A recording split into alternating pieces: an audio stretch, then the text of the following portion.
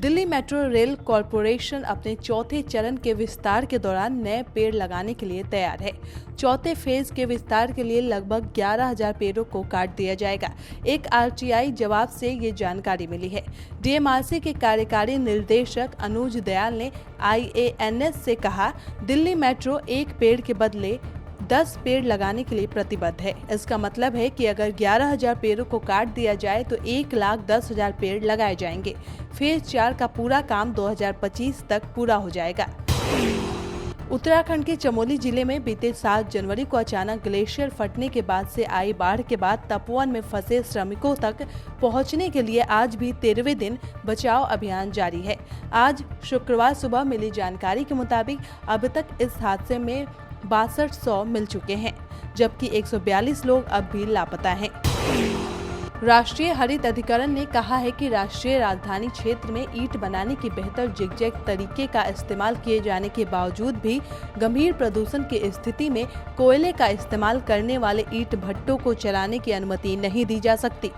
अधिकरण ने कहा कि जब तक ईंट भट्टों को चलाने के लिए स्वच्छ ऊर्जा PNG का इस्तेमाल नहीं होता, तब तक NCR में निर्धारित संख्या से अधिक ईंट भट्टों को चलाने की अनुमति नहीं दी जा सकती। अधिकरण ने कहा कि ईंट भट्टों के लिए 500 मीटर की दूरी संबंधी नियम का अनुपालन करना ही होगा।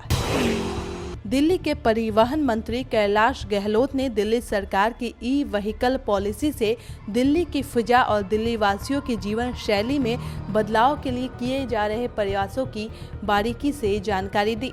परिवहन मंत्री कैलाश गहलोत ने बताया कि इलेक्ट्रॉनिक वाहनों की खरीद को प्रोत्साहित करने के लिए 1.5 लाख रुपए तक की सब्सिडी, रोड टैक्स और रजिस्ट्रेशन में छूट के साथ ई-व्हीकल पॉलिसी में 3 व्हीलर की स्क्रैपिंग और डी रजिस्ट्रेशन पर 7500 रुपए की वित्तीय सहायता का प्रावधान किया गया है। इससे नए वाहनों की खरीद में भी वित्तीय राहत मिलेगी। इस योजना से दिल्ली वासियों के लिए सफर सुलभ होगा और पर्यावरण में प्रदूषण में भी कमी आएगी।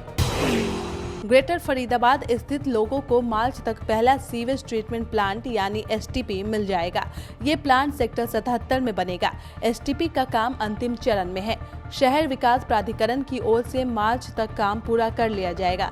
इसके लिए प्राधिकरण की ओर से सेक्टर वासियों से सीवर कनेक्शन के लिए आवेदन मांगे गए हैं। NGT की सख्ती के बाद सेक्टर 77 में सीवर ट्रीटमेंट प्लांट का निर्माण तेजी से पूरा किया जा रहा है। उत्तर प्रदेश के मुरादाबाद शहर के गंदे पानी को शोधित करने के बाद उससे रेलवे स्टेशनों और कोचों की सफाई की जाएगी। इसके लिए मंडल के 12 स्टेशनों का चयन किया गया।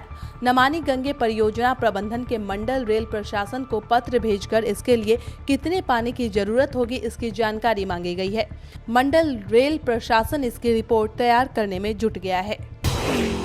हिमाचल के कांगड़ा जिले के डाडासीबा पंचायत के गांव बतवाड़ के 2 दर्जन परिवार 5 दिन से पेयजल किल्लत से जूझ रहे हैं। समस्या का हल न होने पर लोगों ने जल शक्ति विभाग के खिलाफ मोर्चा खोल दिया है।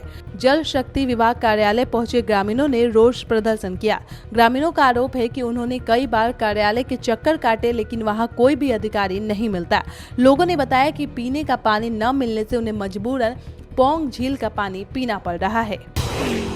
नेशनल ग्रीन ट्रिब्यूनल यानी NGT ने हाल ही में तमिलनाडु के विरुधुनगर में पटाखा बनाने वाली फैक्ट्री में हुए विस्फोट पर स्वतः संज्ञान लेते हुए इसकी जांच के लिए 8 सदस्यीय कमेटी का गठन किया है।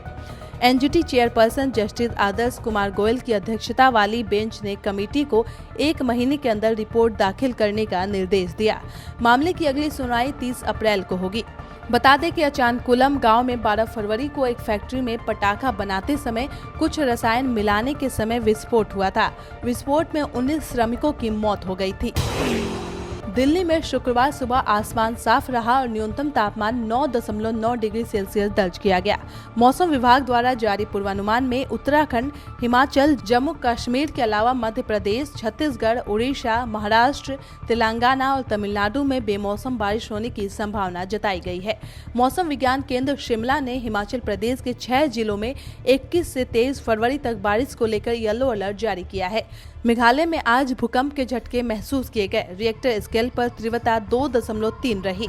मौसम विभाग ने पूर्वानुमान जारी किया है कि मध्य महाराष्ट्र और मराठवाड़ा में तूफान और तेज गरज के साथ बारिश हो सकती है। उत्तर प्रदेश में पिछले 24 घंटे में कई स्थानों पर हल्की और बहुत हल्की बारिश हुई है।